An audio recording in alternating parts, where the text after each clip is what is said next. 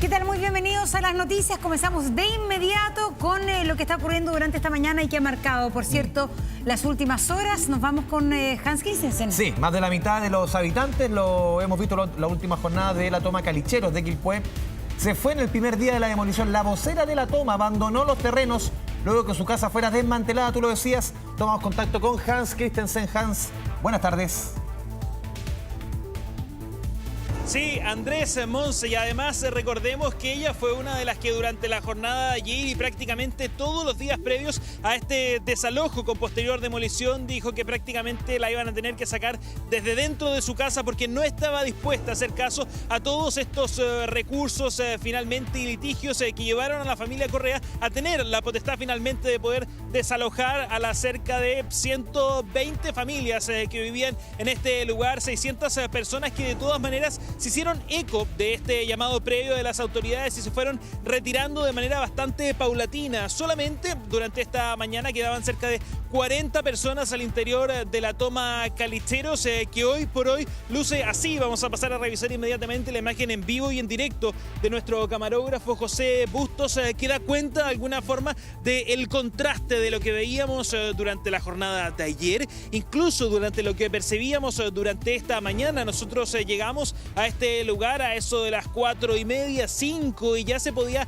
sentir al menos en el ambiente y se escuchaban martillazos por distintos sectores de estas 2 hectáreas que estaban tomadas. Se sentía de alguna forma la premura por parte de estos pobladores que se tomaron este sector, lo lotearon de manera irregular por llevarse parte de sus cosas, aparte también de su inversión, porque ya prácticamente sabían lo que se avecinaba los minutos posteriores. Ya eso de las 7:30 aproximadamente veíamos llegar el primer contingente de carabineros que se encontraba en este lugar y que después se posicionó a lo largo y ancho de esta toma, la toma Calicheros. También sin lugar a dudas todo el respaldo de los equipos municipales que comenzaron a realizar un despliegue vinculado mayormente a establecer protocolos y zonas de seguridad con vallas papales para el correcto trabajo de no solamente los funcionarios policiales, sino que también recordemos la maquinaria pesada que llegó a este lugar, 2 retroexcavadoras particularmente,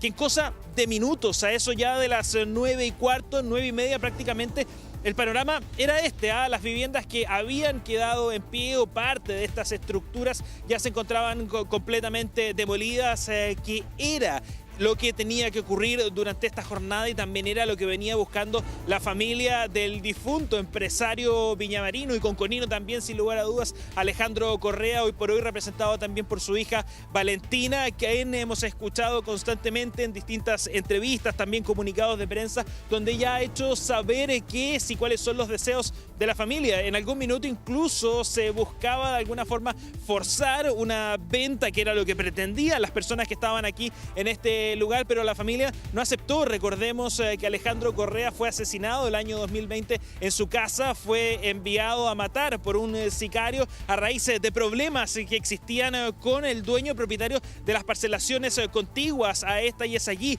en donde inicia finalmente todo este problema, una consecución de hechos, porque incluso esta toma comienza a crecer y a avanzar una vez que ya se sabía de cuáles eran los orígenes y quiénes eran los propietarios de estos terrenos, y aún así se expande. ¿Qué les parece, Monse, Andrés, si escuchamos en voz de esta misma dirigente, que ayer se escuchaba bastante locuaz en sus declaraciones? Ella decía que no se iba a retirar por nada del mundo y hoy día la verdad es que lo que vimos fue 180 grados, algo distinto. Ella agradecía incluso la intervención policial en este lugar y dijo, bueno, no les queda otra más que irse a vivir en una carpa, eso es lo que señalaba ella, en un cerro bastante cercano en este lugar. Escuchemos. Nosotros no somos violentos, no estamos haciendo nada malo, que teníamos que buscar un lugar donde vivir, lo encontramos, era un terreno vacío, era basural, hicimos nuestras casas, nosotros nos vamos a vivir en una carpa porque no alcancé a desarmar mi casa. Me botaron mi casa, me sacaron de mi lugar, pero no me importa, mi voz no me la van a callar, no importa lo que digan y no importa todas las pestes que digan de mí.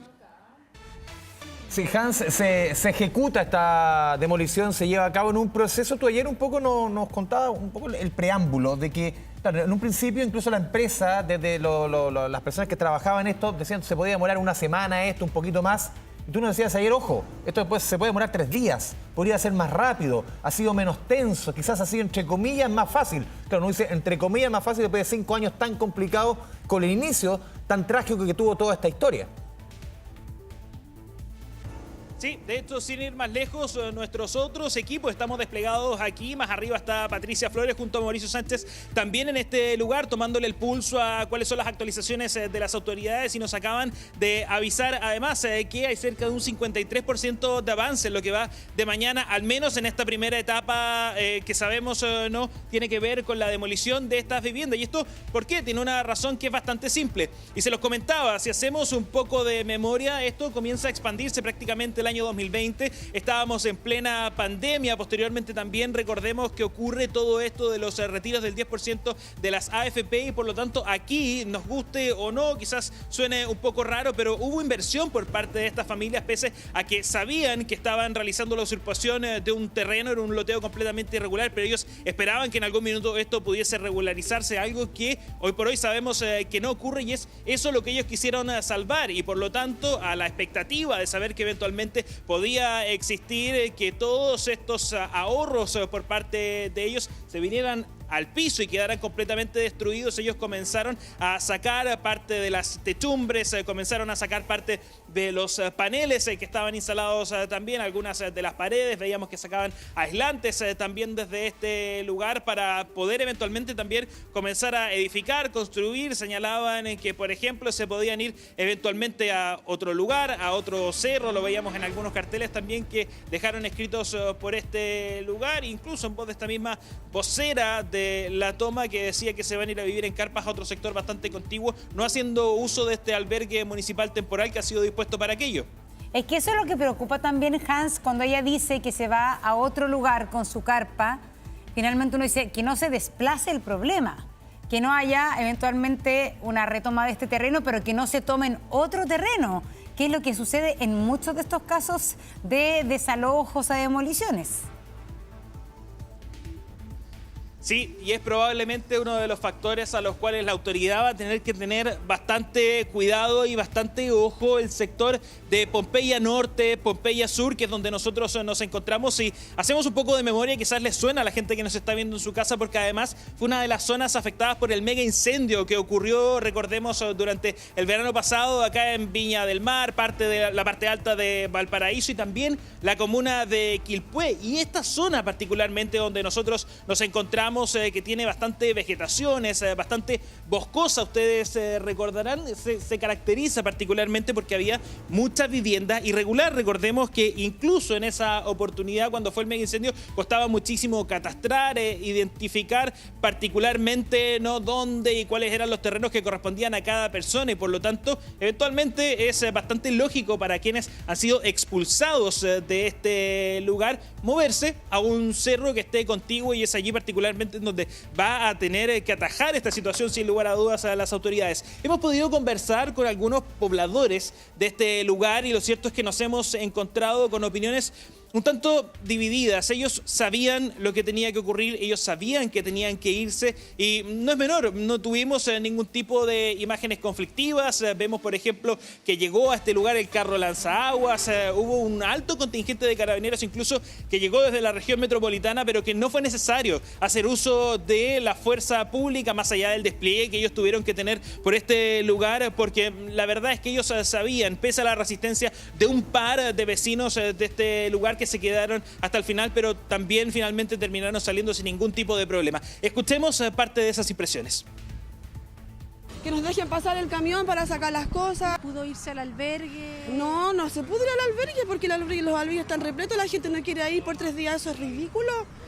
¿A dónde mete la gente sus cosas por 3 días en un albergue? Sabíamos que estábamos en un lugar que no era nuestro, ¿ya? Pero había un juicio por medio, pero ganó el poder, ganó la plata. Les queremos dejar demostrado que somos una persona de corazón, personas humildes, personas que no somos drogadictos, que no traficábamos nada, que no teníamos casa VIP, no teníamos piscina, pura gente humilde. Hoy tenían la esperanza al menos que las demoliciones comenzaran en los sectores que ya efectivamente estaban abandonados y no la gente que todavía estaba desarmando. Hemos visto, Hans, cómo ha avanzado esta demolición, bastante más tranquila de lo que se esperaba en las jornadas anteriores. ¿Se han dejado ver o han llegado hasta el lugar parte de la familia de Alejandro Correa? Recordemos, el dueño de este terreno, brutalmente asesinado por un sicario en el año 2020. Fue muy protagonista, ha sido muy protagonista en estos 5 años su segunda hija, Valentina. ¿Ha llegado alguien de la familia a este lugar?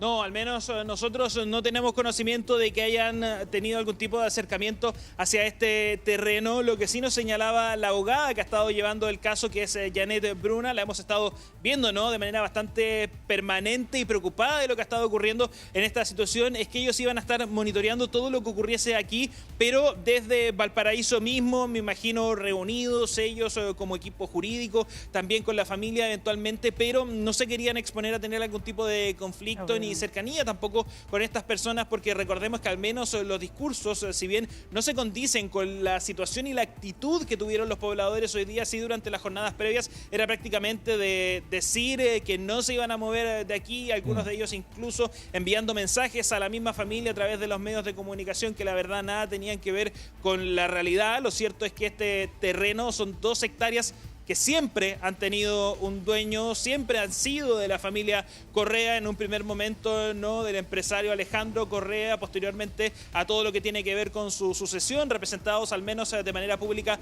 por Valentina, y es eso de alguna forma el discurso o el relato que se quiso instalar en algún momento, de que ellos no tenían claridad de eso, incluso en algún momento exigían que se les demostrara a través de papeles, de documentos públicos, el certificado de validez de que efectivamente la familia era dueña de estos terrenos, pero eso ya está todo acreditado. Pensemos que son 5 años de litigios, 5 años de recursos de protección que han presentado los familiares, las familias que vivían aquí en este lugar para frenar, detener este proceso de demolición que ya recordemos que debiese haber tenido su curso desde aproximadamente el año 2022 y es por eso que es muy importante el hacer este seguimiento también de cómo se ha estado llevando a cabo el proceso por parte de las autoridades, quienes finalmente también se hacen parte de toda esta demolición con posterior desalojo. Escuchemos a las autoridades.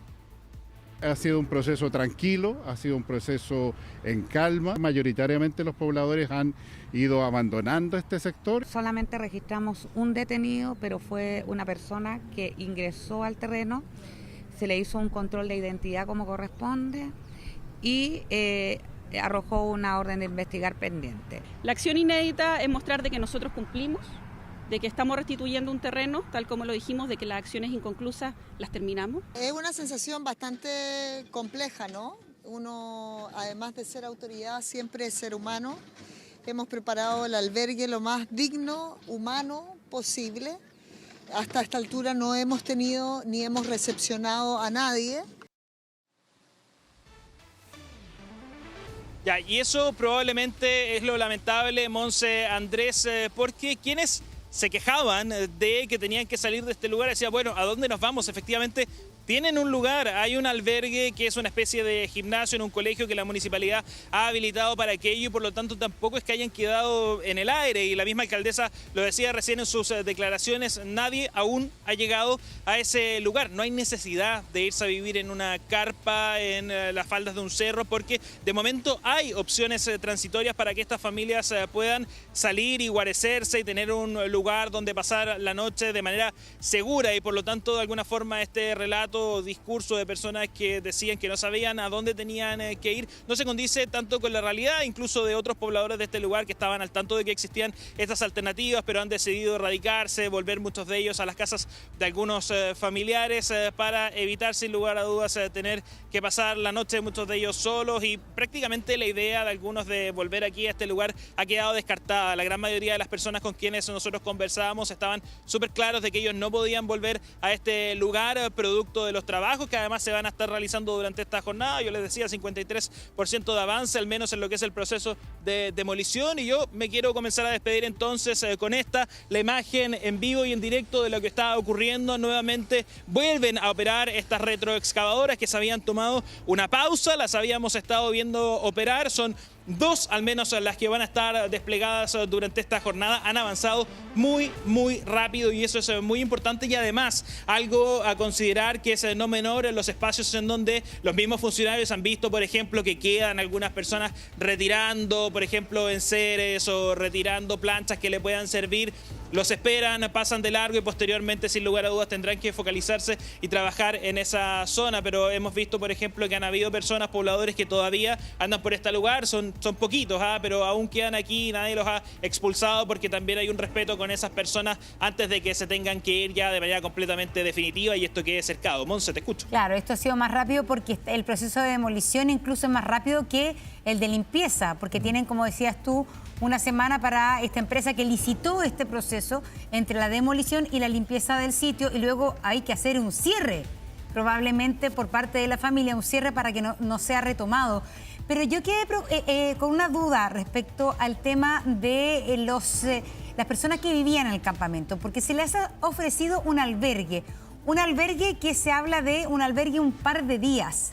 Yo no sé si se está trabajando efectivamente en soluciones, por ejemplo, como subsidio de arriendo, que generalmente estos subsidios pueden ir como por los 6 meses. ¿Hay posibilidad de acceder a ese tipo de beneficios para las personas que han tenido que abandonar el campamento? Claro que sí, y de hecho fue, Monse, uno de los factores que consideró la autoridad en su minuto cuando se realizaron distintas mesas de trabajo. Pero ¿sabes cuál fue el problema? Y ustedes lo recordarán, nosotros estuvimos ayer aquí mismo. Se realizó un despliegue por parte de distintos servicios de la autoridad, tanto de la municipalidad, del MIMBU, llegó extranjería a esta zona, pero de todo este padrón, si lo queremos llamar de alguna forma, de identificación que teníamos de manera no formal de los pobladores de La Toma, que hablábamos de cerca de 600 personas, 120, 130 familias que vivían en este lugar, no llegaron todos a realizar ese empadronamiento, a realizar esa, de alguna forma, consigna formal para decir yo fui un poblador de La Toma aquí en el sector de Calicheros y por lo tanto no están dentro de los registros, y eso va a ser algo que eventualmente podría reflejarse, como lo comentábamos recién, en personas que no van a querer ni siquiera optar a ese tipo de beneficios y se van a ir a instalar a otros sectores con todo esto que han podido ir desmontando durante estos días, ¿no? Muy bien, Hans. Hans Christensen, seguimos conectados contigo desde la comuna de Quilpué, región de Valparaíso, obviamente que retomamos en caso de que la noticia así lo amerite. Muy buenas tardes. Bueno, les contamos que Carabineros se enfrentó a balazos con delincuentes tras una persecución en San Bernardo. El conductor intentó atropellar a un funcionario policial y fue abatido. Fabián Collado nos entrega detalles de todo esto. Fabián, buenas tardes. Muy buenas tardes, Monse Andrés. Es un hecho que se gestó cerca de la medianoche de este día martes, cuando un grupo de delincuentes estaba al interior de un vehículo y según Carabineros lo calificó de manera sospechosa. Hubo varias interrogantes, por lo mismo inmediatamente tratan de controlar a las personas que iban al interior y ellos arrancan del lugar dando pie a una persecución policial por diversas calles, siempre de la misma comuna. Incluso harto llamó la atención por parte de los uniformados que estos sujetos cuando iban en marcha iban tirando, botando hacia el exterior por las ventanas del vehículo varias especies, lo que es habitualmente asimilable a cuando se despojan de algunos elementos que son producidos por algún robo. En definitiva, así es como continuó la persecución hasta el sector de Ojos del Salado, a la altura de San Francisco. Es en ese lugar donde estos delincuentes perdieron el control del vehículo y terminaron chocando de manera leve con otro automóvil, pero de todas maneras ahí es cuando no pudieron continuar la marcha en un primer minuto. Inmediatamente los carabineros arribaron al lugar e intentaron fiscalizar a estos antisociales,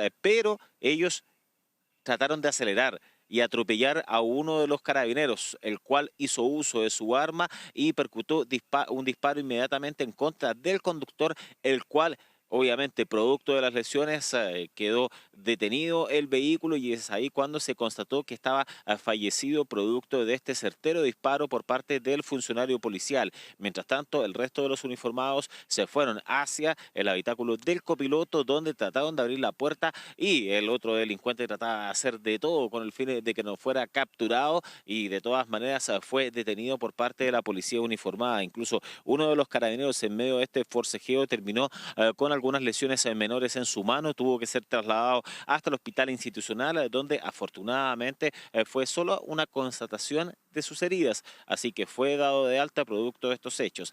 Se cerró el área inmediatamente y había mucha expectación. ¿Por qué? Porque comenzaron a acercarse algunos familiares, seres queridos y amigos del delincuente abatido, lo que generó unos primeros disturbios. Estamos hablando de elementos contundentes que habían sido lanzados en contra de los uniformados, pero de todas maneras, por lo anterior, es que el Grupo de Operaciones Policiales Especiales de Carabineros, al igual que el Control de Orden Público, tuvo que arribar al lugar y posteriormente, durante esta mañana, imágenes que ustedes están viendo, parte de los vestigios, nuevamente se caldearon los ánimos y es así como un grupo de sujetos que todos estarían vinculados al delincuente abatido comenzaron con algunos desórdenes, pero rápidamente fueron neutralizados por parte de los equipos de Carabineros que estaban desplegados especialmente para esa labor. De todas maneras, el OS9 de Carabineros, el equipo contra el crimen organizado y homicidios, está a cargo de la investigación. Revisemos declaraciones. Y en este control, los carabineros, al descender del vehículo, su conductor intenta investirlo, motivo por el cual los carabineros hacen uso de su arma de servicio con los antecedentes también que mantenían respecto a los disparos que habían realizado en su vida. Uno de los funcionarios policiales resultó herido en la mano derecha, recibió lesiones que fueron calificadas como leves, fue conducido hasta el hospital de Carabineros, se encuentra naturalmente fuera de riesgo vital. Las heridas al parecer fueron resultado de las esquirlas del impacto que sufrió el vehículo de Carabineros y el rompimiento de los vidrios de una de las ventanas.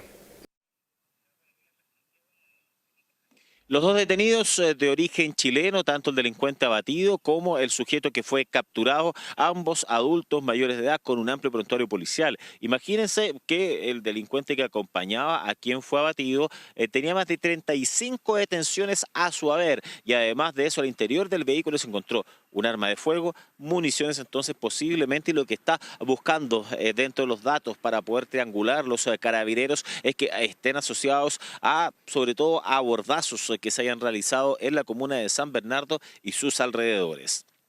Nos trasladamos a revisar otros hechos de la jornada, un amplio operativo que se gestó en la zona bancaria de la comuna de Cerrillos, en la avenida Pedro Aguirre Cerda, más conocida como el Camino a Melipilla. Ahí ustedes están viendo esta sucursal del Banco de Chile, estaba abriendo las puertas. Durante esta mañana había fila para poder ingresar tanto peatonal como vehicular y en esta última había una persona la cual tenía 5 millones de pesos al interior de su automóvil. Estos iban a ser depositados antes de ingresar al banco netamente tal. Hay un grupo de delincuentes, 5 antisociales, se fueron directamente hacia el vehículo, rompieron el vidrio, querían arrebatar el bolso con más de 5 millones de pesos en contra del conductor.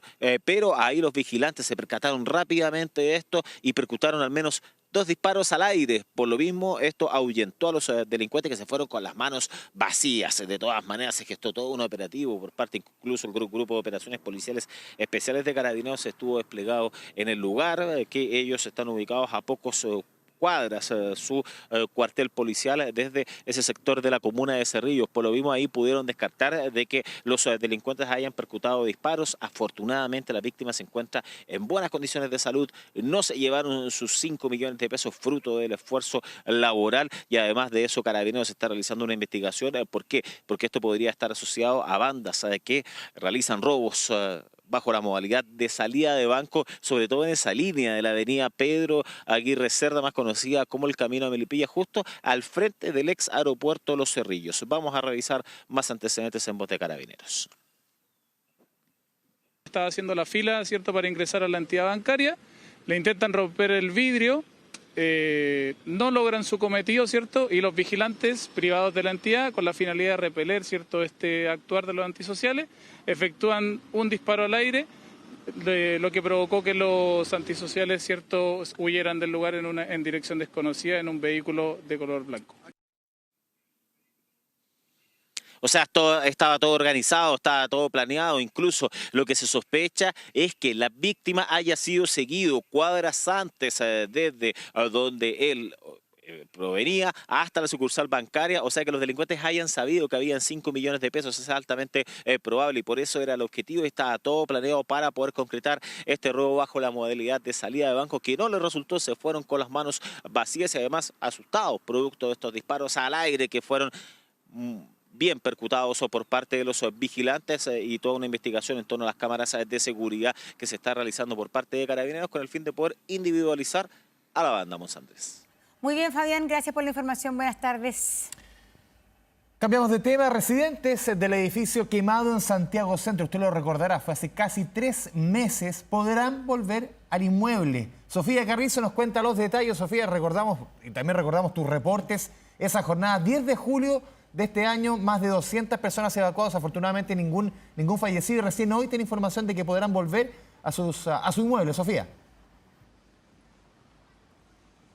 Claro, pero van a poder volver siempre y cuando a buscar cosas, a ver en qué condiciones está su departamento, pero solamente eso, no a quedarse. Pero bueno, 3 meses, casi 3 han pasado desde que se registra este siniestro impactante, ¿no? Acá en el edificio ubicado en 21 de mayo, a un costadito de la Plaza de Armas. Recordemos, Andrés, esas imágenes de la evacuación de personas cuando bomberos las rescataban desde las alturas, de las escaleras telescópicas, de las personas gritando ayuda, el rescate también de las mascotas, todo lo que ocurrió acá.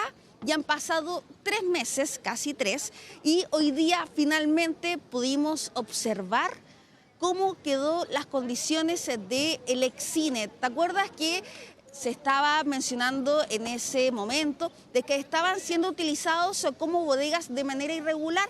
Bueno, hoy día tuvimos acceso, un equipo de nuestro departamento de prensa captó toda la situación ahí y se pueden ver los vestigios de este siniestro, todo quemado, todo destruido, los baños, las imágenes son bastante impactantes. Incluso nosotros que estamos acá fuera del edificio aún se puede percibir ese olor a humo que es principalmente por el ingreso que queda acá por Monjitas. Ha sido un tiempo donde los locatarios y los residentes no le han pasado nada de bien. Han sufrido mucho desde entonces, los locatarios, por ejemplo, se la han arreglado para poder reactivar su negocio. ¿Cómo? Mira, te quiero mostrar acá que se han instalado varios panfletos, letreros de los locales que no han podido abrir sus puertas, no han podido levantar sus cortinas, joyerías, venta de distintos productos y han tenido que instalar justamente estos panfletos, carteles acá afuera para poder atender a la gente, a su clientela en otro sector. Mira, tuvimos la oportunidad de hablar con residentes, con locatarios, de cómo ha sido todo este proceso. Pasemos a revisar sus declaraciones. Y hemos estado sobreviviendo estos 3 meses a duras penas, pero ya hoy día tuvimos una buena noticia, nos entregan el edificio y vamos a poder, de aquí, yo creo que de aquí a fines de octubre, vamos a poder volver a funcionar. Cambió la vida. Y especialmente a nosotros los viejos que ya no tenemos más posibilidades en la vida. No solamente por nosotros, por todos, porque esto es una tragedia para todos. Es una tragedia para los locatarios, para la gente que vive. Nosotros entendemos que la gente que vive también es una tragedia, porque hay que pensar que hay gente que vivía y trabajaba aquí, o sea, perdió 2 cosas. Me parece bueno, nosotros ya estábamos al tanto de esto, ¿cierto? Y digamos, ya emitimos un comunicado. El tema es que nos entregan el edificio para que nosotros nos hagamos cargo. A limpiar, a partir de mañana se mandó un comunicado ayer por los WhatsApp, por todos los medios de la red, de que entren por piso mañana, van a entrar locatarios y van a entrar residentes. A partir de mañana hasta el día viernes. Van a entrar luego las empresas a hacer el hidrolavado a la comunidad, más ver la luz y el agua, y una vez abierto a la comunidad para que entre toda la gente, van a hacer los trabajos, terminar los trabajos con nosotros adentro. O sea, recogiendo los testimonios, Sofía, y sobre todo la primera persona que veíamos, que escuchábamos, finales de octubre, principios de noviembre, el retorno quizás definitivo, ojalá, con todo el procedimiento que hay que hacer. Ahí ya van a haber pasado 4 meses de este incendio. A ver, ¿qué pasa con los residentes? Porque uno entiende, claro, los comerciantes súper difícil, han tenido que vender y arreglárselas como pueden, pero ¿qué pasa con los residentes? Estar 4 meses muchas veces fuera de sus casas, sus departamentos, adultos mayores. No es tan fácil llegar y de un minuto a otro establecerse en nuestro lugar. ¿Cómo se las han batido? Claro, y ha sido bien complejo, Andrés. Los residentes que, por ejemplo, son adultos mayores, se han tenido que acudir a casas de familiares, también intentar buscar algún tipo de refugio todo este tiempo, pero ha sido bien complejo. Hablábamos con la encargada de todo lo que ha conllevado la comunidad y ha tenido que hablar con cada uno, cientos de personas, para poder ir respondiendo todas las dudas que hay en torno a esto, pero ha sido bien difícil todo lo que ha conllevado la situación del edificio, porque todavía no hay una fecha concreta para que las personas puedan volver a habitar. Ese es el tema. Lo que pasa hoy día y que es relevante es el tema. Por ejemplo, hoy día, ¿qué pasó? Para explicar a la gente en su casa. Hoy día la municipalidad hizo el traspaso del edificio a la administración, a la comunidad del edificio. ¿Qué significa eso? Que ellos desde ahora en adelante van a quedar a cargo en torno de los arreglos, de lo que hay que mejorar en temas de luz, en temas de agua, los ascensores, la limpieza. Todo ahora está a cargo la misma administración. Con el tema de los seguros, todo lo tiene que ver la misma administración. Incluso nos contaban, y lo escuchábamos también de la declaración, que ellos se van a quedar a cargo del control de acceso, van a tener estos días los residentes y los locatarios para poder ingresar, revisar, ver en qué condiciones está su local, su departamento, van a poder sacar algunas cosas, más no se pueden quedar, porque se tienen que realizar estos arreglos, esta limpieza, y con este traspaso también ellos quedan a cargo tanto del control de acceso en general y también de la vigilancia interna, o sea, los funcionarios municipales que hemos visto desde todas estas semanas, desde que ocurre este siniestro, van a retirarse, se van a seguir realizando patrullajes, obviamente, tanto vehicular como peatonal, con el tema de la seguridad, pero ya finalmente es la misma administración quienes van a quedar a cargo de todo aquello y empezar de cero finalmente, porque esto se va a realizar en el contexto de la espera del informe del IDIEM, que es este informe el cual va a dar cuenta de las condiciones del edificio, qué daño tuvo de manera estructural, y al parecer sería favorable. Y ese informe va a dar cuenta de cuándo ya finalmente se pueda volver a habitar. Es que ese es el tema. ¿Todavía no ha sido oficialmente declarado habitable? Claro. De momento no se puede volver a habitar. No pueden sacar sus cosas, pero debería, tras estos arreglos, tras todo lo que se tenga que hacer, volver ya a lo que era antes. Nos han dicho, en tema estructural. A ver, Sofía, para entender un poco, yo recuerdo cuando Eso fue... no Sí, solamente un punto. El tema de los daños estructurales en un edificio, cuando ocurren incendios de este tamaño, claro, se demora muchos meses en saber, porque claro, a ver, edificios de concreto, es difícil saber si es que edificio tiene que haber un trabajo de ingeniería que demora bastante. Yo recuerdo, por ejemplo, cuando fue muy distinto el caso, los incendios de Viña y Valparaíso, sobre todo de Viña, hace un año y medio, eran casas en muchos lugares, como Canal Beagle, Canal Chacao, casas de cemento, de gruesa. Uno decía, aquí se puede llegar y construir porque se ve paradita la casa. No, es que no se ve. Hay un daño que produce el fuego al interior, en el cemento, en los ladrillos, que muchas veces no se ve, y puede ser que tú puedas volver a habitar, se ve que está estructuralmente está completita, se ve bien, pero se puede desmoronar en cosa de tiempo. Entonces, ahí el trabajo ingenieril uno cree, Sofía, que demora bastante más.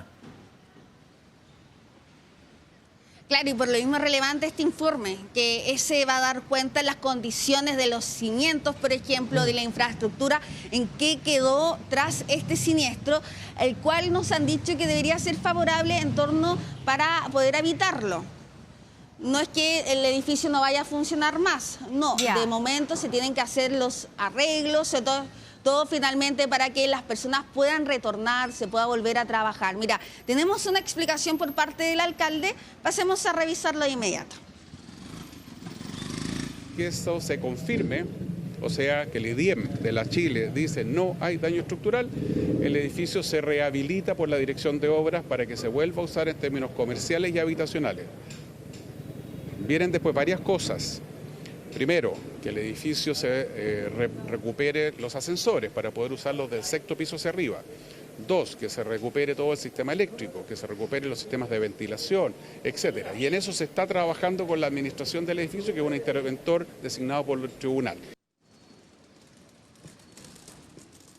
Claro, ahí el mismo alcalde detallaba todos los arreglos de manera eléctrica, el agua, los ascensores, que son vitales, ¿no?, para poder subir a los pisos más arriba. Recordemos que son aproximadamente 13 pisos los que quedan de la extensión de este edificio, que tienen que ser arreglados y obviamente se tiene que ir mejorando todo poco a poco, todo que vuelva a que este edificio vuelva a ser habitado a lo que era antes. Así que a esperar este informe, va a ser clave el que dé cuenta de las condiciones de este edificio. Mientras tanto, la administración queda a cargo, las personas, los residentes, los locatarios van a poder hacer ingreso, sacar cosas, ver, más no quedarse, y bueno, tienen que hacer la limpieza, todo lo que conlleva, y obviamente esperar que todo sea favorable, que las personas puedan retornar a sus casas y también a sus lugares de trabajo. Sofía Carrizo, muchas gracias por el reporte desde Santiago Centro. Comienzan, ojalá sea una seguilla de buenas noticias para esta zona. Sí, es muy largo, pero ojalá que comiencen las buenas noticias, sí, después de meses tan aciagos. Muchas gracias, Sofía. Pidió un teléfono prestado, tenía su ropa sucia, le tomaron fotografías y con estos datos dieron aviso a Carabineros. Así se concretó la detención de la madre que habría asesinado a sus hijos de 35 y 39 años en Chiguayante. Felipe Jara nos entrega detalles de lo que estamos viendo en pantalla, esta primera audiencia entonces de formalización. Felipe, ¿qué tal? Buen día. Hola, ¿cómo están? Buenas tardes. Sí, fue una audiencia bastante breve porque fue presentada esta imputada ante el Juzgado de Garantía de Chiguayante para su formalización de cargos. Sin embargo, la Fiscalía pidió ampliar el plazo de detención en el máximo que permite la ley. Estamos hablando 72 horas, es decir, la imputación por el delito de parricidio que pesa sobre esta mujer de 64 años. Finalmente se va a concretar el día viernes, cuando en esa oportunidad se le formalicen los cargos. Recordemos, ella está imputada, está investigada por el parricidio de sus dos hijos de 35 y 39 años que fueron asesinados al interior de su hogar en la comuna de Chiguayante el pasado día viernes. Recibieron múltiples disparos que le provocaron el deceso a estos dos hermanos. Esta mujer fue encontrada finalmente en la comuna de Coihueco. Ella habría viajado desde acá de Chiguayante aproximadamente 150 kilómetros, abandonó su vehículo en un sitio que era de su familia y posteriormente fue detenida luego de que fue a un negocio a solicitar prestado un teléfono celular para contactarse con un hermano de ella. Es en ese momento cuando los dependientes de este local le hacen algunas preguntas. Una que llama poderosamente la atención es que esta mujer dijo que su hermano se encontraba en Concepción. Comienzan a hacer nexos con cosas que habían leído en las noticias y ellos llegan a la conclusión, sin ninguna duda, de que era la mujer que ya se sabía en gran parte del país que era buscada por las policías por su presunta vinculación con este parricidio. Tenía manchas en su ropa, además, y esto fue clave para que uno de los dependientes de este local dieran aviso a Carabineros. Llegaron los efectivos policiales en menos de 10 minutos y la detienen. Esta mujer, además, en una de sus ropas portaba un arma. Y ahí vienen los antecedentes que, estos son parte de los antecedentes que hoy día llevan a la Fiscalía a pedir la ampliación de la detención. ¿Por qué? Porque a esta mujer se le encuentra un revólver en sus vestimentas, pero en el sitio del suceso había otra arma de fuego. Hoy día, ¿qué es lo que tiene que establecerse mediante pericias científicas? Es si las balas, con los que fueron asesinados estos dos hermanos, tienen alguna correspondencia con el arma que tenía esta mujer en su poder o con el arma que se encontró en el mismo sitio del suceso. Nosotros hoy día estamos en el servicio médico legal porque acá también se está haciendo un peritaje importante para establecer la causa de muerte de uno de estos hermanos, y es otro elemento por el cual la Fiscalía pidió ampliar el plazo. Tenemos declaraciones nosotros de lo que ocurrió en la comuna de Coihueco. Precisamente los quiero invitar a que pasemos a escuchar estas declaraciones. Entonces, cuando se da la vuelta para ir a sentarse a esperar, me di cuenta que tenía toda la espalda cochina. Estaba toda sucia, como que haya estado durmiendo en la tierra, en el pasto, no sé, una cosa así. Ya dije yo, no tengo ninguna duda que ella. Y ella, como pudo, se pegó una arrancadita para la cocina y me avisó. Y yo dije, no, tiene que ser ella. Y claro, pues yo me puse ahí más para el retén ahí, pues. Y ahí le dije que vinieran para el negocio porque ella, supuestamente le dije yo tenía que ser la señora que andan buscando. Claro, toda esta situación ocurrió la mañana del día domingo. Ese es el día en que ella es detenida. El eventual parricidio ocurre el día viernes por la noche en la comuna de Chiguayante. Esta mujer, ya este es el segundo proceso judicial que enfrenta. Durante la jornada del día de ayer fue pasada a control de detención y posterior formalización de cargos por el delito en flagrancia, es decir, por el porte de arma y municiones. Ella es encontrada por Carabineros justamente con un revólver. Por eso pasó a control de detención y formalización ayer en Chillán. Esta es la segunda formalización, digámoslo así, por la principal línea de investigación que tiene que ver con este parricidio que ocurre en la comuna de Chiguayante, y por eso es presentada ante el juzgado de garantía de esta comuna. Lo dice el fiscal, no formalizaron básicamente porque está pendiente la autopsia para saber la causa de muerte de uno de los hermanos, pero también las pericias balísticas a las dos armas que se encontraron son relevantes. Pasemos a escuchar sus declaraciones. La persona al momento de ser detenida portaba otro armamento, ¿ya? Por lo tanto, y son de distinto calibre, uno es .32 y el otro es .22. Por lo tanto, es determinar ahora, una vez que el médico legal extraiga las balas, digamos, del cuerpo de las víctimas, determinar primero el calibre y luego si esas balas, ¿no es cierto?, están asociadas con alguna de esas dos armas. Hay varias cosas, yo creo que importantes de conocer, Felipe, porque esto ocurre el viernes, ¿no es cierto? Y es el día domingo donde se la encuentra ahí en Coihueco. ¿Qué habrá pasado? ¿Dónde habrá estado? ¿Habrá deambulado? ¿Se habrá desplazado en lugares distintos durante esos días antes finalmente de ser detectada por estas personas que la reconocieron y dieron aviso a Carabineros? Claro, hoy día lo que se tiene establecido, seguramente vamos a conocer más detalles el día viernes cuando se formalicen los cargos y la fiscalía entregue mayores detalles para argumentar la petición de la medida cautelar que probablemente va a ser la prisión preventiva. Pero lo que se sabe hasta ahora es que esta mujer, luego de que ocurre este hecho, toma un vehículo que era de uno de sus hijos y se habría desplazado en ese mismo momento en dirección hacia el norte, a la comuna de Coihueco. Estamos hablando un viaje de aproximadamente poco más de una hora, son alrededor de 150 kilómetros los que hay entre la comuna de Chiguayante y la comuna de Coihueco, ya en la región de Ñuble.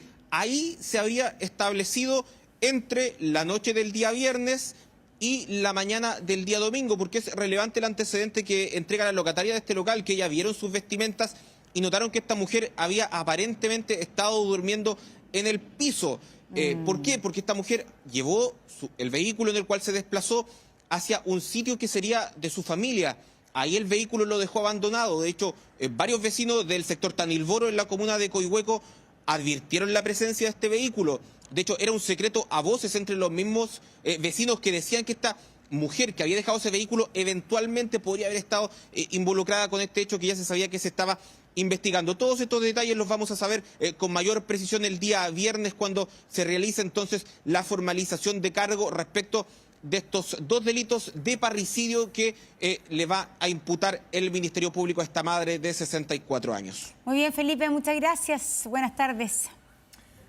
Sí, 13 horas con 43 minutos, nos vamos a la primera pausa, 24 horas al día. Bueno, la Cámara de Diputados aprobó y despachó a ley el proyecto que fija una multa de hasta 103.000 pesos por no ir a votar en las elecciones presidenciales de noviembre, que pasa también con el voto de los extranjeros y la multa para ellos. No es poco. Giselle Vergara nos cuenta los detalles. ¿Cómo está, Giselle? Hola, ¿cómo están? Muy buenas tardes. Sí, finalmente la Cámara de Diputados durante la noche del lunes despacha estos proyectos. El proyecto de multa al voto obligatorio a 7 semanas de que se realicen las próximas elecciones, donde va a comenzar a regir esta multa para los ciudadanos, porque eso es parte de la discusión que se dio durante las últimas semanas con esta modificación a la Constitución que hablaba de electores, y ahí era donde estaba el problema y la diferencia con este proyecto de ley que ponía la multa al voto. Al hablar de electores eran todas las personas, ya sea ciudadanos y también extranjeros, y con esta modificación a la Constitución finalmente es para ciudadanos.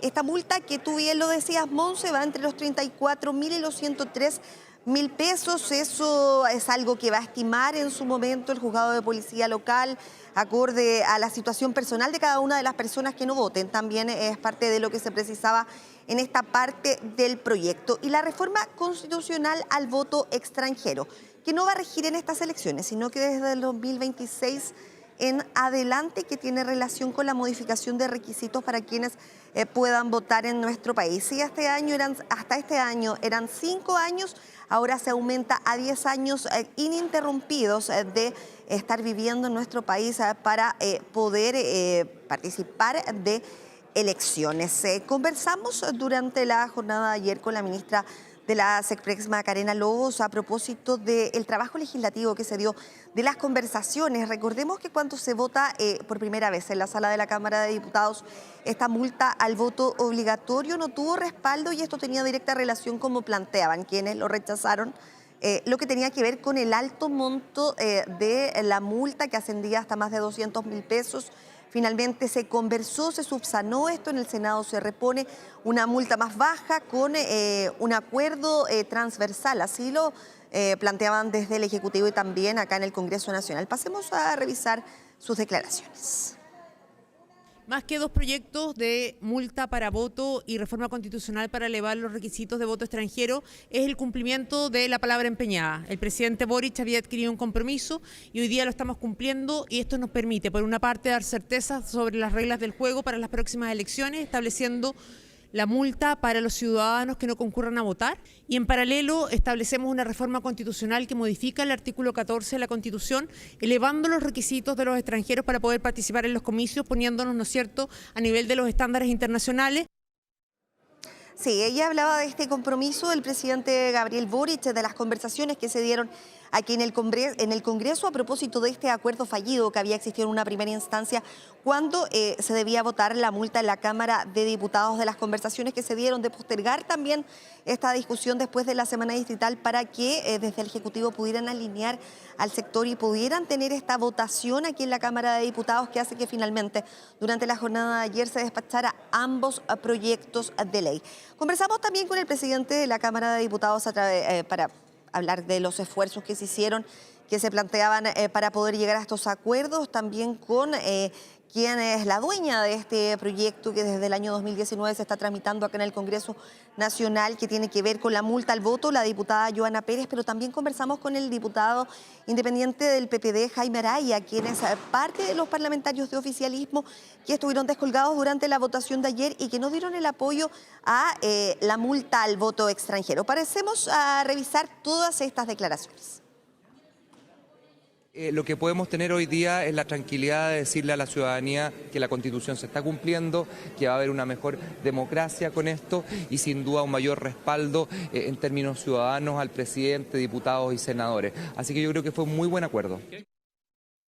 Por todo este trabajo que se hizo contrarreloj, por las presiones que tuvimos también con el gobierno y por los acuerdos finalmente que resultaron, es que el voto obligatorio es para los electores y la multa es para los ciudadanos. Estamos cambiando las reglas del juego a menos de 50 días de la elección. Eso es lo primero y me parece que es fundamental. Segundo, que nadie dijo una palabra respecto al impacto que esto tiene en el presupuesto fiscal y que hoy día todo el mundo llora que no hay plata para ninguna cosa, salvo para aumentar el volumen de la devolución electoral.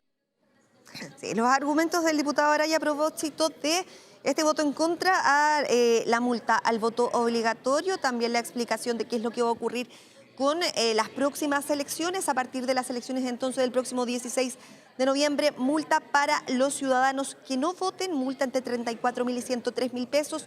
La reforma al voto extranjero, las mayores condiciones para poder votar a partir de las elecciones del 2026 en adelante. Pero una cosa para que queden claros los extranjeros que nos están viendo. Los extranjeros que tienen calidad de ciudadanos chilenos sí van a tener una multa el 16 de noviembre. Los extranjeros que pueden votar, porque son electores, claro, los electores, pero esos extranjeros que antes se les cobraba una multa, ahora no se les va a cobrar multa. Es decir, el extranjero que no cumple con las condiciones de ciudadanía y que sí podía votar, no va a tener finalmente el incentivo supuestamente para ir a votar porque no va a tener que pagar la multa. Exactamente. La multa, es que es súper importante que quede claro para este 16 de noviembre.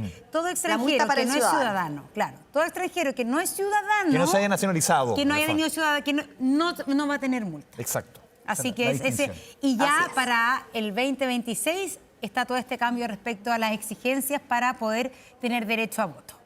Giselle, muchas gracias por la información. Buenas tardes. Nos vemos. Y continuamos con información de la política. Los candidatos presidenciales José Antonio Kast, Johannes Kaiser y Evelyn Matei criticaron el presupuesto 2026, cuyos lineamientos serán informados hoy en la noche por el presidente Gabriel Boric en cadena nacional. Ignacia Jiménez, con una discusión que siempre en periodos electorales se vuelve por lo menos ríspida. ¿Cómo te va, Ignacia? Siempre hay algo que decir cuando se presenta la que muchos dicen es la ley más importante del año, la ley del presupuesto, y que en esta ocasión toma mayor relevancia cuando va a ser el presupuesto que tenga que ejecutar el próximo presidente o presidenta de la República. Por eso hay un punto que hoy día en la mañana los candidatos presidenciales ya consideraban era un secreto a voces, y tiene que ver con esta llamada glosa republicana, que es finalmente esa parte del presupuesto, ese dinero del presupuesto de la nación que el actual gobierno deja para uso de libre disposición del próximo jefe de Estado. Fue el propio ministro de Hacienda que hace unos minutos atrás confirmó que esa glosa, la glosa republicana, no va a tener presupuesto asignado en esta oportunidad y que se va a dar una mayor flexibilidad para que el próximo presidente o presidenta de la República pueda hacer reasignaciones y ver dónde quizás va a necesitar más dinero o menos dinero según el presupuesto aprobado este año en el Congreso. Revisemos esa explicación que hizo el ministro de Hacienda, Nicolás Grau, que dice, viene esto, o esta definición se toma más bien dicho por un consejo que se le había dado al Ejecutivo por parte de un ente especialista. La comisión de gasto, que estuvo compuesta por especialistas de todas las sensibilidades políticas, hizo una propuesta específica respecto a qué hacer con la glosa republicana.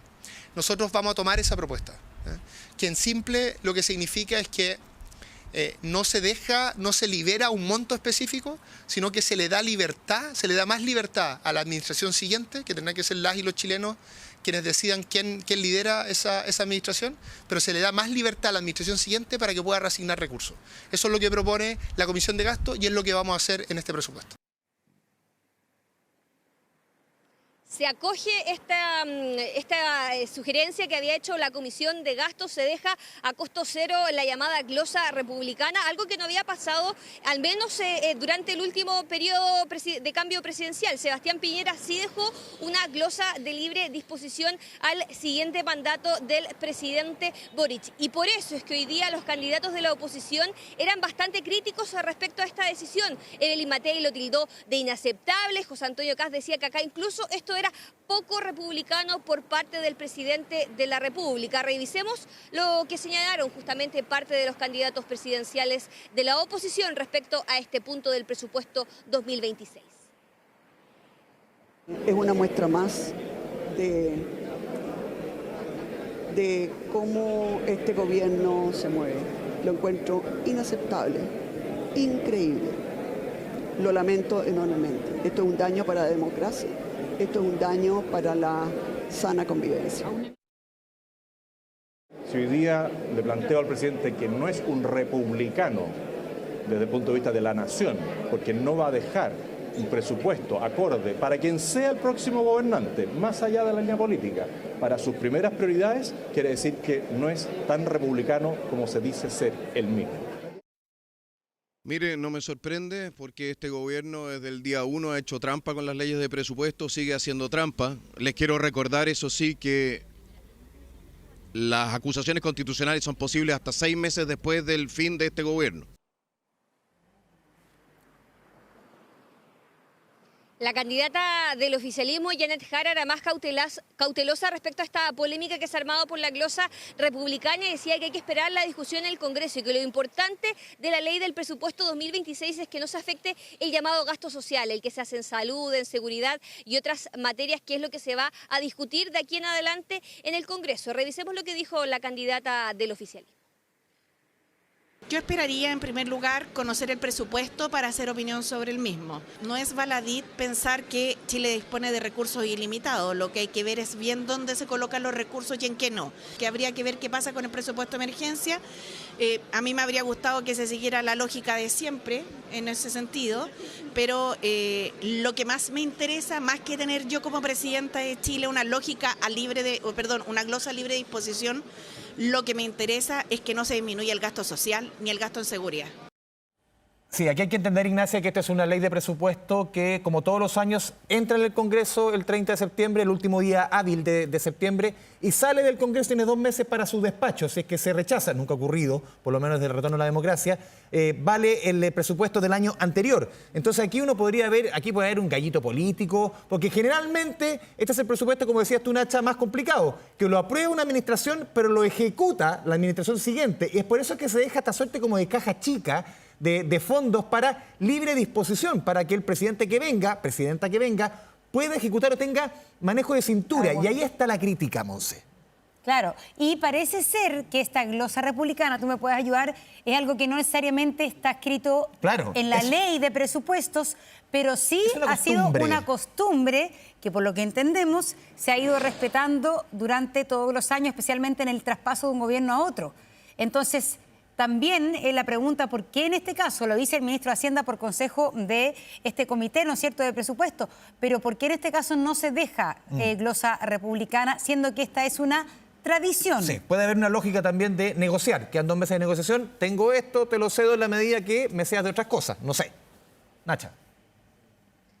Sí, Monse Andrés, y eso era justamente algo que se habló ayer en este comité político que hubo en Cerro Castillo con los presidentes del partido del oficialismo, y una advertencia que hacían los parlamentarios, lo que ustedes dicen, lo que va a ser esta discusión en el Parlamento ahora, donde podría ocuparse justamente este tema como punto de negociación para que se reponga eventualmente esta llamada glosa republicana o se busque otro mecanismo para dejar esta libre disposición, esta especie de billetera de caja chica, como lo decías bien tú, Andrés, para que el próximo presidente de la República pueda utilizar según mejor lo estipule. En la discusión, al menos con esto y este antecedente que confirmó el ministro Grau hace algunos minutos, ya no se anticipa fácil. Si ya no era fácil por un tema de año electoral, ahora podría ponerse incluso más cuesta arriba, y hay que ver qué es lo que va a pasar hoy día en la tarde en el Congreso cuando vaya el ministro de Hacienda a entregar oficialmente este proyecto y lo ingrese a las distintas subcomisiones de presupuesto y de la Comisión de Hacienda, donde se tiene que discutir. No está fácil la situación, este es uno de los puntos. El presupuesto tiene varios ítems y el presidente de la República los va a detallar hoy día en la noche en una cadena nacional, así que vamos a tener que quedar atentos a cuál va a ser la reacción finalmente en el Congreso, que es donde se va a discutir esta ley de presupuesto 2026, por ahora sin la llamada glosa republicana. Ignacia Jiménez, seguimos atentos y sobre todo a esta cadena nacional del presidente hoy en la noche. Gracias, Nacha. Buenas tardes. Son las 2 de la tarde con 5 minutos, hacemos una pausa muy breve y regresamos con más noticias.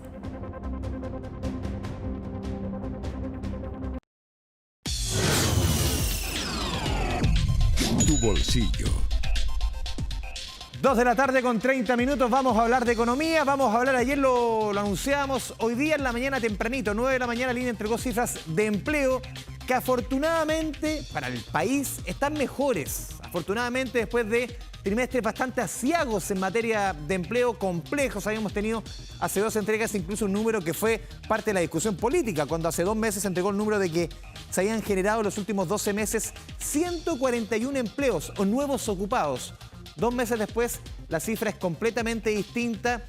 A ver, se puede hablar de una tendencia, los expertos dicen, a ver, calma, con 2 o 3 entregas como esta podemos hablar de que definitivamente comienza a mejorar la situación del empleo en nuestro país. Por lo menos esta fotografía es más positiva respecto a lo que traíamos. Pasemos a revisar la primera gráfica que hemos preparado respecto a lo que entregó hoy día el INE temprano.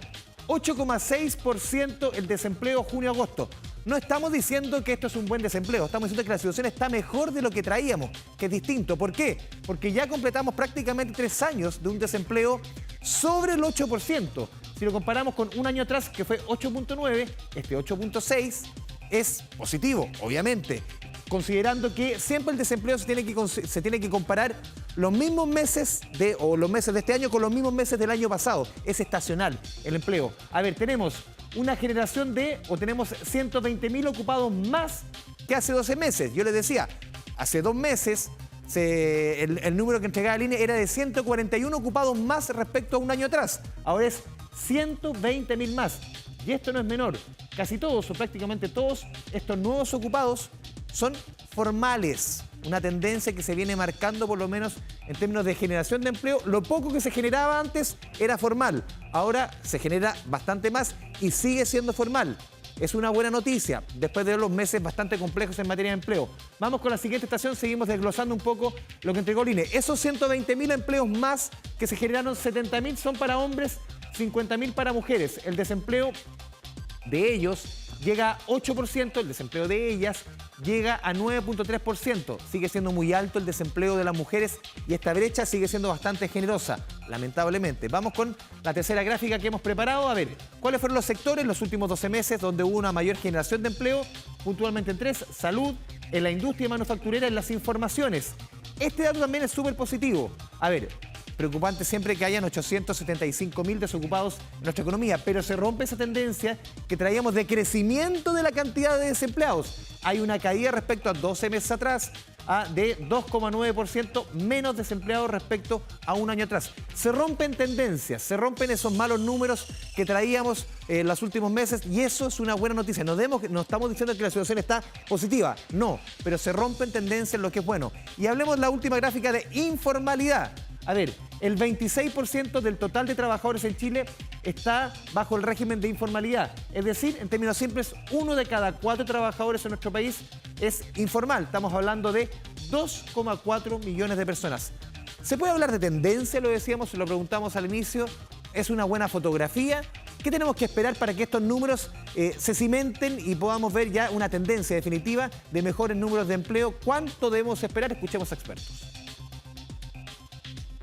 No me atrevería a hablar de cambio de tendencia hasta esperar por lo menos unos 2 datos más, donde sigamos viendo caídas en la tasa de desempleo, pero al menos va en la dirección correcta, ¿cierto? De que es una disminución en la tasa de desempleo con una aceleración de la creación de empleo, porque eso es bien importante, ¿cierto? Porque la tasa de desempleo podría caer a veces porque la gente se retira del mercado laboral y no porque se crean más empleo. Al menos vamos en la dirección correcta, pero yo todavía creo que hay que esperar algunos datos más para ya poder confirmar que aquí hay un cambio de tendencia y que se va a retomar una senda de disminución de la tasa de desempleo. Ojalá, hay algo que todo el mundo espera, ¿no es cierto? Bueno, me imagino que usted tiene alguna deuda, porque al menos el 51% de los chilenos está la María Paz, Pastrián, tuyo. Está en la misma situación. La verdad es que 51% de los chilenos, esto según una radiografía al bolsillo de la gente en nuestro país realizada por el Banco Central, y Felipe Gallegos nos entrega detalles. Felipe, adelante.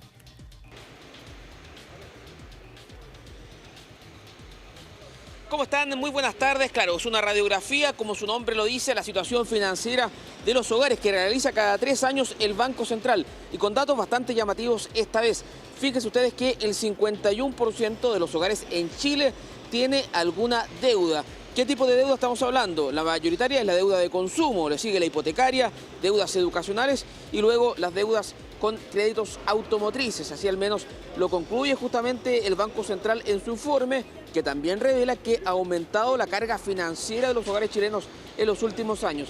¿Qué es la carga financiera? Es el porcentaje de nuestro sueldo que usamos para pagar justamente esas deudas. Bueno, los chilenos están usando el 26% de su salario para pagar justamente dichas deudas. Un alza bien importante porque el año 2021 esa carga financiera alcanzaba el 5%. ¿Qué tan endeudados estamos los chilenos? Le consultamos justamente a los trabajadores, a los transeúntes. Pasemos a revisar qué fue lo que nos dijeron. Creo que más del 51%, mucho más. Yo creo que un 70-80% está endeudado. Por la economía como está, la plata no alcanza. Todo el mundo está con una deuda. ¿Por qué? Grande o chica. Los sueldos, porque si va todo subiendo y los sueldos se mantienen. Por eso le digo, yo creo que un 80% de los chilenos estamos endeudados de una u otra forma. Pero no todo es tan malo, como yo le decía, el 51% de los hogares en Chile tiene alguna deuda, pero es una baja bien importante si la comparamos con el 2017, cuando esa cifra llegaba al 66% y al 57% que teníamos en 2021. Claro, el Banco Central prefiere compararlo con el 2017 porque en el 2021 se vivía el efecto de los retiros del 10%, dinero que muchos usaron justamente para saldar sus distintos tipos de deuda. Habló justamente en la presentación de este informe la presidenta del Banco Central, Rosana Costa, respecto al nivel de endeudamiento de los hogares en Chile. Pasemos a revisar de inmediato sus declaraciones. Lo que la encuesta nos muestra es cómo la evolución de los ingresos totales en los hogares, en contraposición a una de las variables que hay en el periodo, que es la que pusimos en la presentación, que es la variable demográfica, nos indica que los movimientos entre uno y otro terminan compensándose y al final los ingresos son similares en los dos periodos. La descomposición de la evolución de cada uno hay que mirarlo más en función de otras variables explicativas que puedan haber, cuánto se debe a que disminuyó el número de hogares, cuánto se debe al cambio en las remuneraciones, en el número de trabajadores por hogar, en el número de personas por hogar, en los dividendos que algunos de hogares puedan tener, etc. El conjunto de esas variables son las que nos dan la dimensión que está en la pregunta sobre los ingresos del hogar y que nos revela que estos ingresos se mantienen estables. Una radiografía de la situación financiera de los hogares que realiza justamente el Banco Central y que dejó también otro tipo de datos para la discusión. Se desacelera con fuerza el número de personas que pueden acceder a la casa propia y aumenta también con mucha fuerza el número de personas que viven solas, es decir, son hogares unipersonales. Son los datos entonces de este informe que da cuenta dentro de su dato más significativo que la mitad de los hogares en Chile tiene alguna deuda. Así es. Gracias, Felipe. Buenas tardes. Continuamos hablando de economía. ¿Le hago una pregunta? ¿Te hago una pregunta? ¿Vos planeas comprar algo? O sea, algo grande, te digo, un regalo. Planea comprar alguna cosita. Pero ¿sabes qué? Mejor esperar. Sobre todo los que están apuntando pensando en Navidad. Se acerca el Cyber Monday 2025. Hay gente adelantada que compra los regalos de la Navidad en octubre y siempre los admiraba a esas personas. Yo no voy a decir que lo hago porque puedo matar una fantasía. Ya. Pero el próximo lunes 6 de octubre va a contar con 600 sitios web. Comienza este Cyber Monday. Sofía Carrizo con los detalles. Sofía, buenas tardes.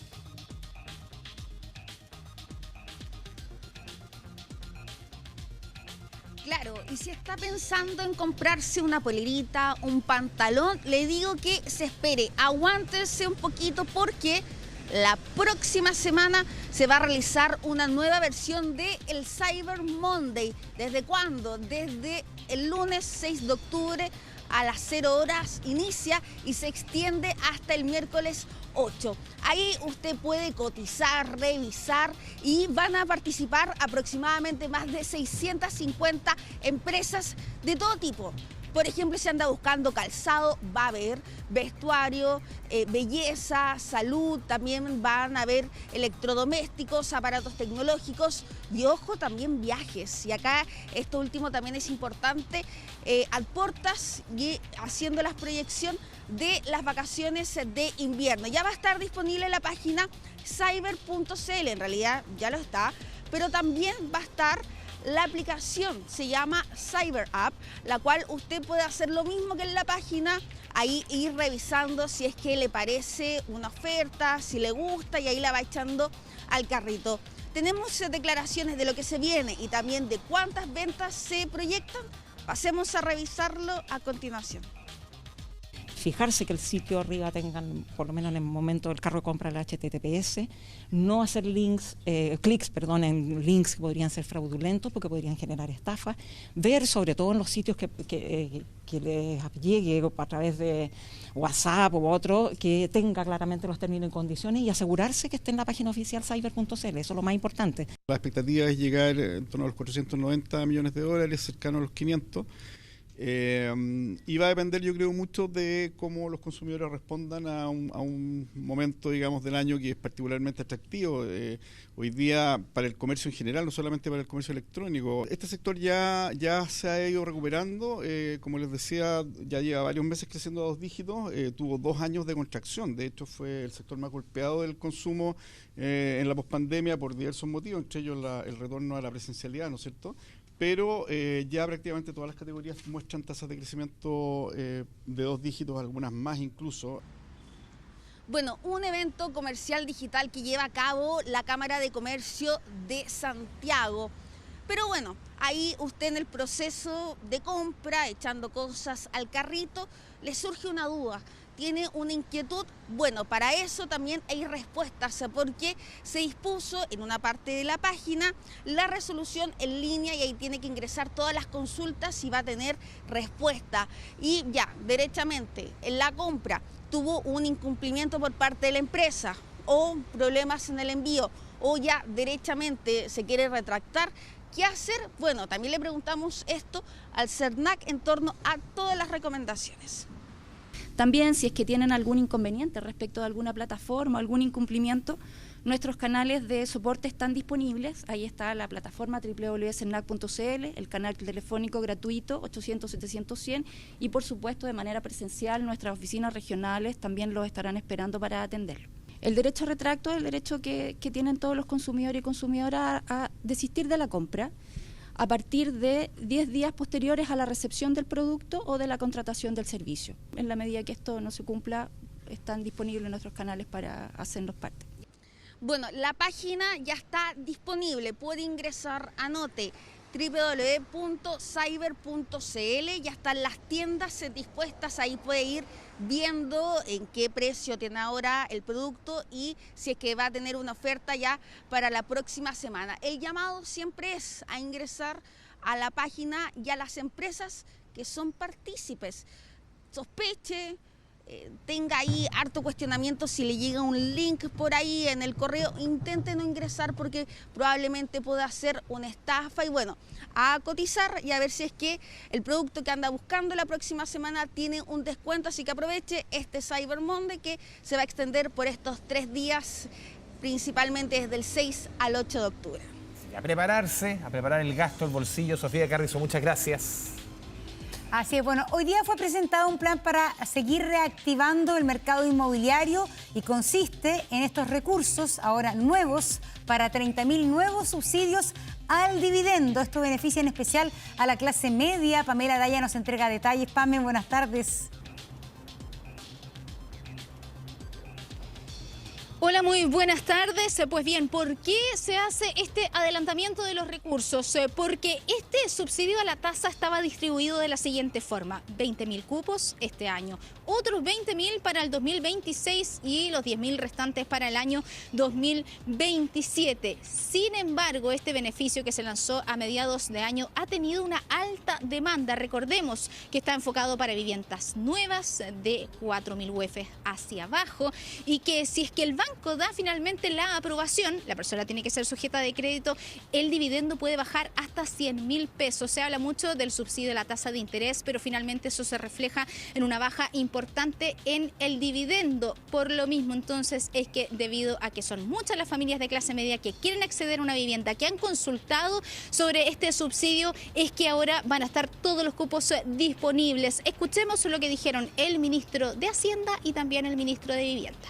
Que a través de este ingreso en la ley de presupuesto nos va a permitir acelerar el acceso a 30.000 nuevos créditos para la clase media para poder acceder a estas viviendas y de esa manera, insisto, acelerar el acceso a la casa propia. En resumen, 30.000 nuevos créditos hipotecarios van a estar respaldados por este fondo de garantía que nos va a permitir, insisto, dinamizar el mercado de la construcción, tener más empleos de calidad y también que las personas puedan acceder a su casa propia lo más rápido posible.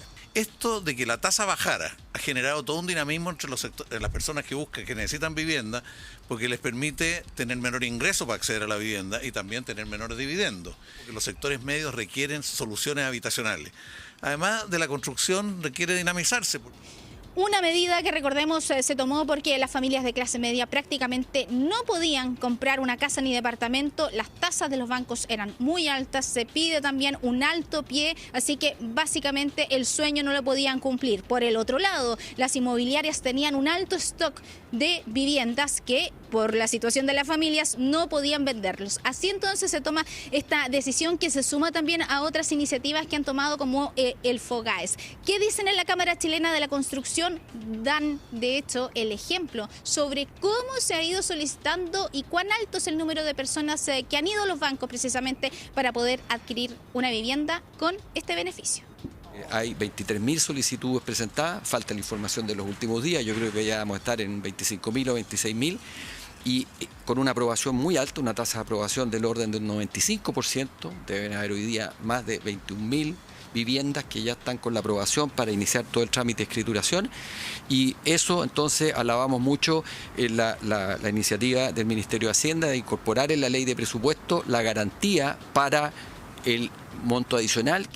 Para todos aquellos que quieren comprarse su casa, su departamento, recordarles de 4.000 UF hacia abajo y no se tiene que postular, pero sí se tiene que ser sujeto de crédito y es el banco finalmente el que hace la evaluación si es que les da o no este crédito hipotecario con una tasa más baja entonces a propósito de la medida del gobierno y que podría bajar el dividendo hasta en 100.000 pesos. Súper importante. Gracias, Pamela. Buenas tardes.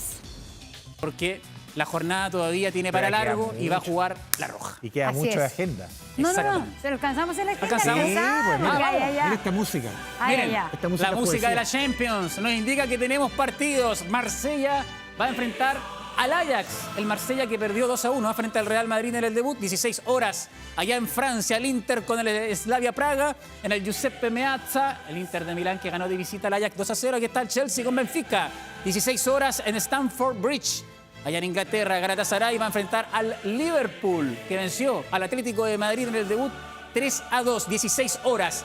Mismo horario para el Pafos frente al Bayern, el equipo de Chipre, a las 16 horas. Y el Bodo Glimt, Noruega, frente a Tottenham. 16 horas son los partidos de esta Champions que tiene un nuevo formato, todos contra todos. Ya. La primera fase bien enredada. Enredada, es rara. Hay que entenderla. Es rara. Muy bien, Andrés. gracias, Eric. A ustedes. Gracias, Andrés. Gracias a ustedes por Gracias, habernos Montserrat. acompañado. Que tengan muy buenas tardes. Nos vemos. Chao, chao. Chao, chao. Una señal.